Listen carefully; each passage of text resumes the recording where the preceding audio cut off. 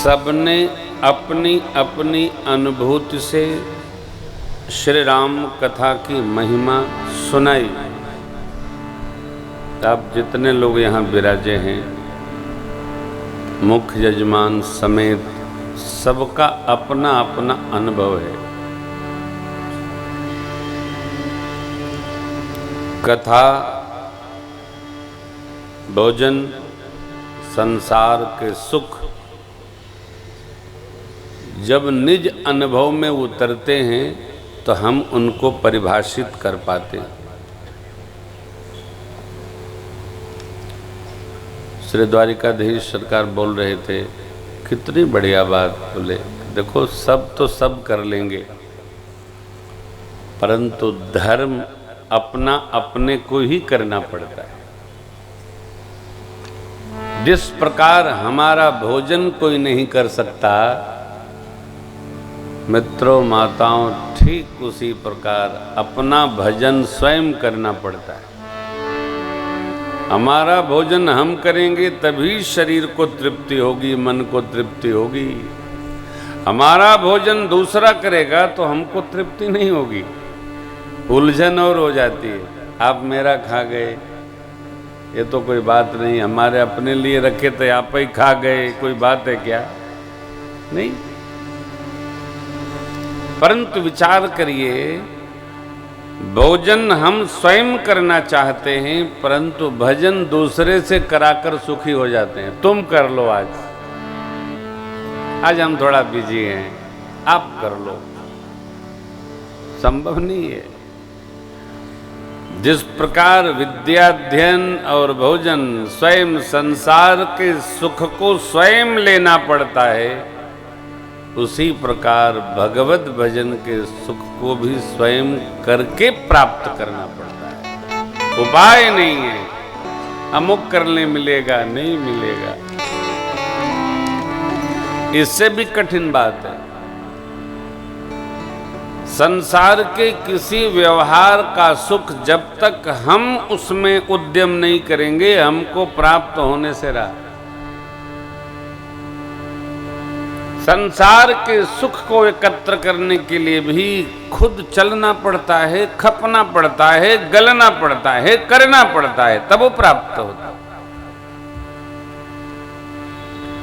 मेरे राम जी चाहते तो श्री अयोध्या जी में बैठकर भी एक बाण से रावण का अंत कर सकते थे। राम जी के एक बाण ने देवराज इंद्र के पुत्र जयंत को ब्रह्मधाम शिवपुर सब लोका फिरा समित व्याकुल बैसो का काहू बैठन कहा न वोही राख को सकई राम कर।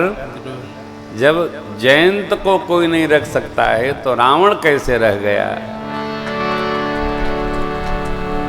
बात समझने की है ना। और जयंत के बाप तो चक्रवर्ती जी के मित्र थे देवराज इंद्र। संसार का रिश्ता बनाया जाए तो पिता का मित्र बच्चे का चाचा लगता है। बड़ा हो तो ताऊ जी, छोटा हो तो चाचा जी। तो दूसरे रिश्ते से जयंत सरकार का भाई हो गया।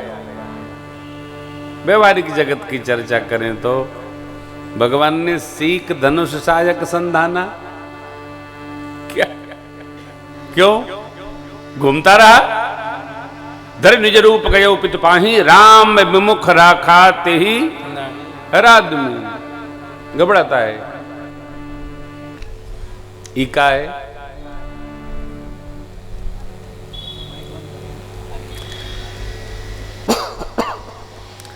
रावण ने पितामह ब्रह्मा से वर मांगा था कि मरूं तो मनुष्य के हाथ से अथवा वानर के हाथ से, इन दोनों को तो मैं खाई जाऊंगा।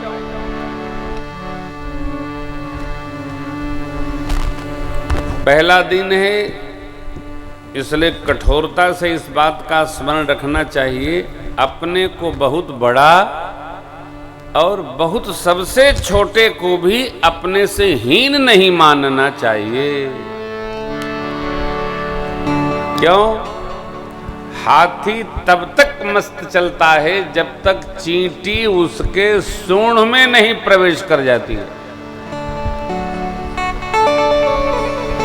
कई बार हम बहुत बड़े होते हैं तो छोटे को कुछ मानते ही नहीं है। जैसे गाड़ी वाले साइकिल वाले को डांटने लगते हैं, देखते नहीं हो, सीधा नहीं चलते हो, बीच में चल रहे हो।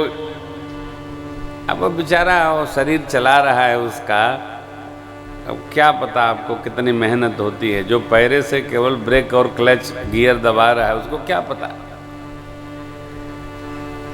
बहुत हो गया है तो भी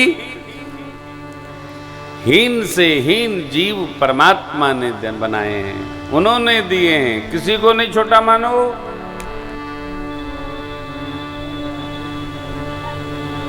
गुजरात में बैठा हूं इसलिए कह दे रहा हूं, पप्पू मुन्ना गुड्डू जिसको कहते थे, मारा दिल्ली की नाक में दम करके धर दिया अकेला आदमी है। पूरी सल्तनत लगानी पड़ी तब जाकर के नाक बची है। कभी भी पड़ोस में रहने वाले किसी व्यक्ति का भी बहुत निरादर नहीं करना चाहिए। अपनी यात्रा में रहिए, मेरे राम का स्वभाव है, राम जी किसी का निरादर नहीं करते। हम आप भगत हैं, आप भी ध्यान रखो। भगत का अर्थ ये नहीं है कि हम किसी का अपमान करें, किसी का निरादर करें। हम किसी के लिए कुछ भी क्यों। एक समय था पूरी धरती पर ध्यान युग चलता था, उसका नाम था सतयुग।